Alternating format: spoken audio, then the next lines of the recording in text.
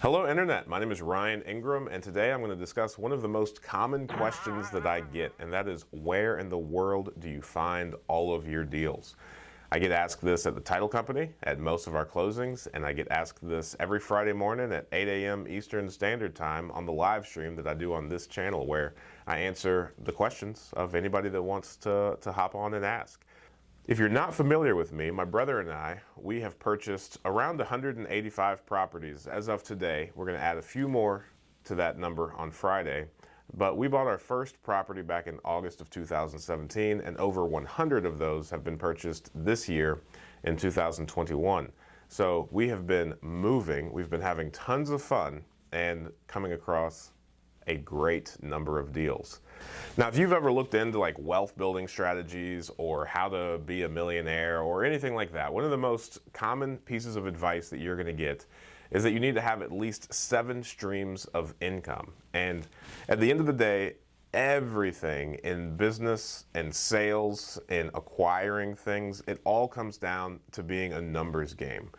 The more opportunities that you look for, the more opportunities that you're going to come across. And this is even a biblical piece of wisdom.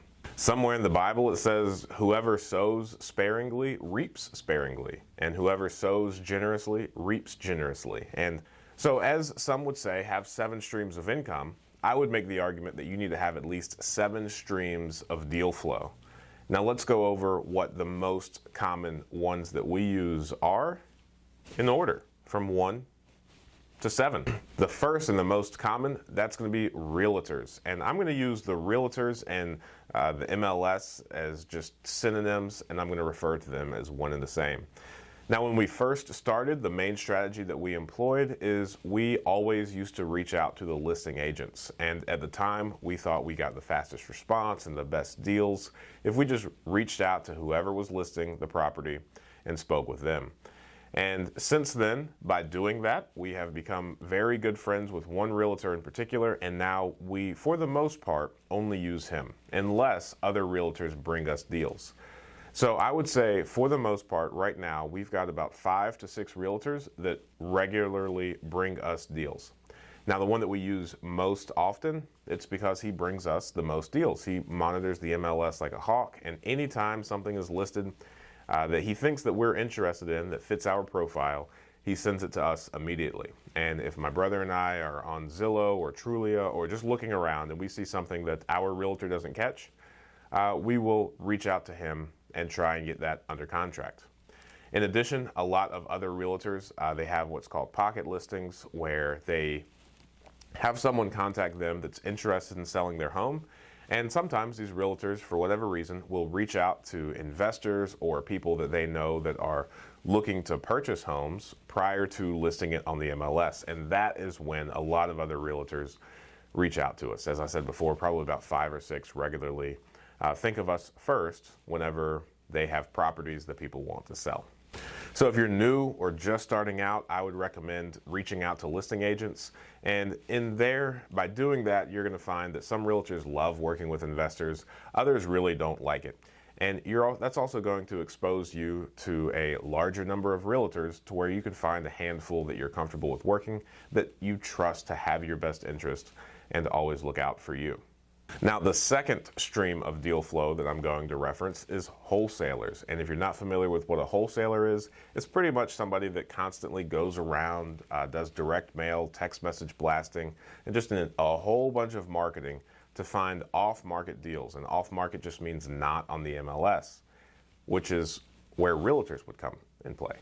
Now, these wholesalers, they will meet with the people that want to sell homes. Generally, these are more distressed type sellers, because if somebody is not distressed, if the property is not distressed, or there's no personal situation going on that makes them want to sell the property quickly, chances are they're going to go through a realtor to list that property. So if you're dealing with a wholesaler, probably it's safe to expect that it's not going to be a turnkey property, and it's probably going to need some work. But if that's okay, wholesalers are a great choice for this. Now, a wholesaler, again, they reach out en masse to a bunch of people, try to find people that want to get rid of their home, and offer them a very quick cash as is price. Now, the trick with wholesalers is they don't always close on these properties. Sometimes they just assign that contract over to a cash buyer, and the cash buyer will close in place of the wholesaler. Now, generally, these guys have pretty steep fees, between $5,000, $10,000, sometimes $15,000. It really depends on how good of a deal that wholesaler brings. Now, I often get a lot of questions about wholesaling, and I've never done it. So I don't really know much about it. However, I do know that I have purchased a lot of properties from wholesalers. And I would also say that we have about 5 or 6 wholesalers that regularly run deals by us because we buy properties from them. So before we go any further, I just want to point out that of these 2 deal flow streams that we've already mentioned, the realtors and the wholesalers, we have about 5 or 6 of each of these, which, you know, again, since this is a numbers game, you can see that those numbers are getting pretty big. Now, the third stream of deal flow is just going to be word of mouth. Now, if you have ever met me in person, probably what you can ascertain from this YouTube channel is I love talking about real estate. I really want to do it at every single opportunity.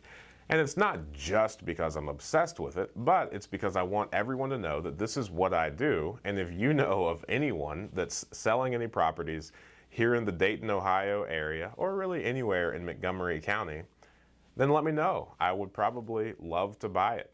So now that I've got done plugging myself, I also modeled what I think you should do as well. And I think it's been several years since I have had any conversation where I haven't mentioned my love for real estate investing and my desire to buy more properties. So take that for what it's worth. But from this, we've purchased properties from introductions from friends who have nothing to do with real estate investing, but whenever they have a friend or a family member suggest that they might be interested in selling a property, they say, "Oh, I know a guy that buys properties, you should reach out to him." And that has paid off very well. We've also purchased properties from contractors or from people that we just use as vendors to support or sustain our existing portfolio.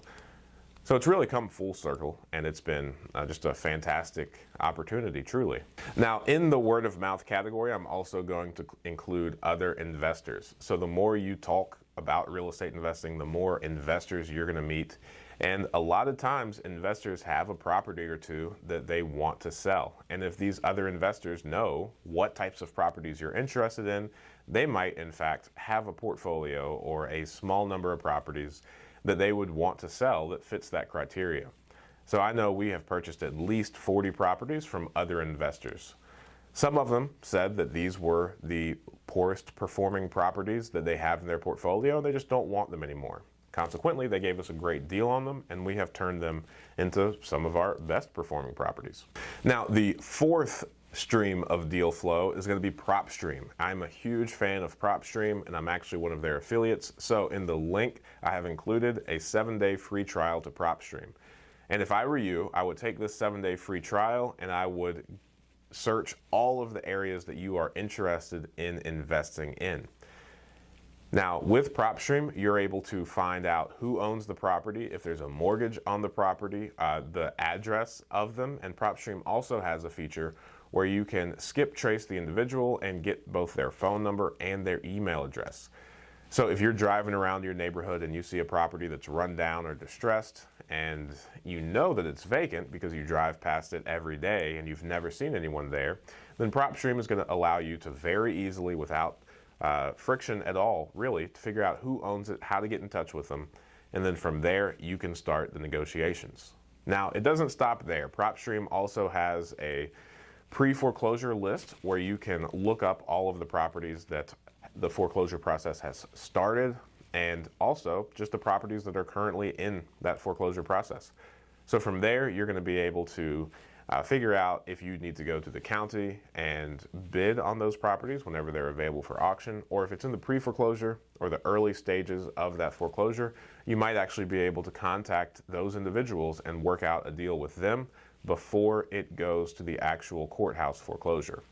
So PropStream is a very valuable tool. We've been able to find several properties to purchase through that tool.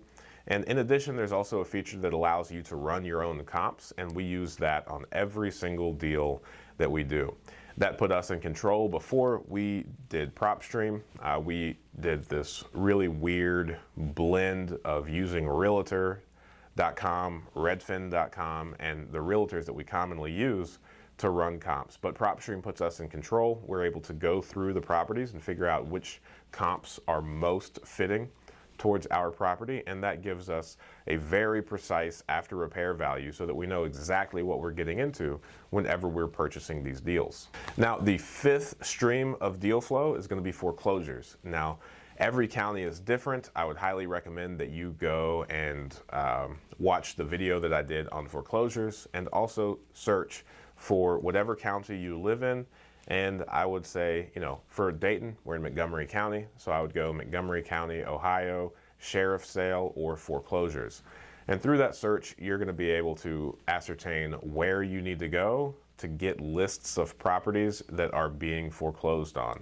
Now, in this foreclosure, I'm also going to include like the tax lien foreclosures, which is a little bit different.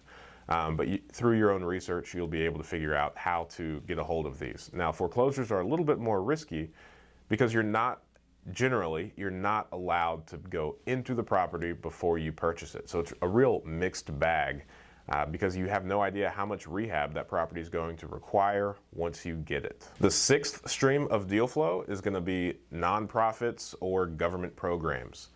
If you live in an area like Dayton, where at one point I know 30% of the housing stock was vacant here, then we have a lot of nonprofits and a lot of government programs revolving around getting rid of the more derelict or distressed properties because they're eyesores, they're nuisances, and just, nobody really wants that in their neighborhood. It hurts everyone's property values.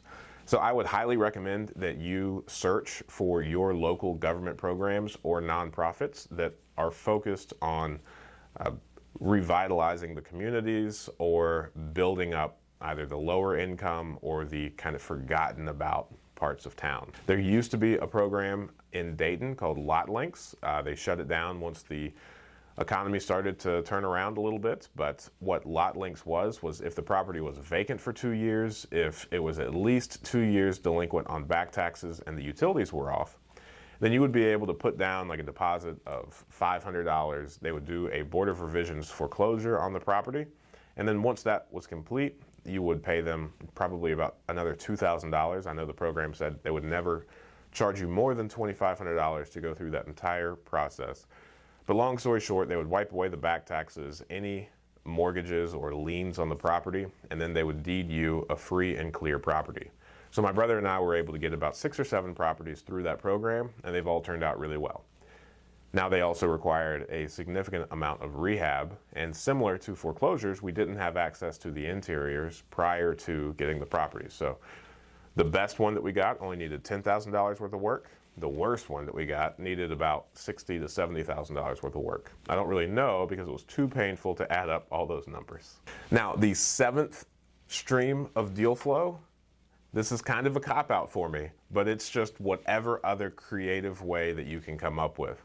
Now, one of the things that I commonly say on this channel is there is just as many ways to make money in real estate investing as there are people investing in real estate. I'm always talking to other investors and learning new creative ways and unique ways that they have of acquiring properties. I was just recently in a conversation where I learned that another investor, he monitors the obituaries. Each time he sees someone's name in the obituary, he starts his research and figures out if it's in probate. He also regularly reaches out to attorneys that he knows that they handle a lot of probate cases and try and figures out if there's any deals to be had in their pipeline. Now, that's very unique, but I hope that that extreme probably never crossed your mind, and I just wanted to showcase the fact that there are a lot of creative ways that you can find properties to invest in. So one of the most common mistakes that I see is one person will want to get started in real estate investing and they will lean heavily on just one avenue of deal flow. And then they would be very quick to say, if nothing comes across, that, hey, there's just no good deals out there. And that's not the case. And one of the things that I would love to always remind you of is that in every given market, in every given time period, there's a real estate investor near you making a lot of profit from real estate investing.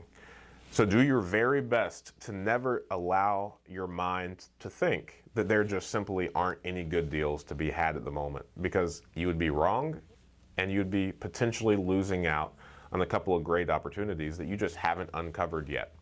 So remember, it is a numbers game, and if you notice that your deal flow is slowing down, then you need to ramp up your marketing efforts, you need to ramp up your sources of deal flow, and you need to make sure that you are actively working on all of these streams of deal flow to make sure that you have the maximum number of deals and hopefully the most amount of equity coming your way. I hope this video is helpful, and as I mentioned earlier, every Friday morning at 8 a.m. Eastern Standard Time, I do a live stream where any questions that you might have, I would love to try and answer those. My brother and I also run a mastermind, which you could watch that video here, and if that's of any interest to you, by all means, we would love to have you. Thank you so much, and I will talk to you soon.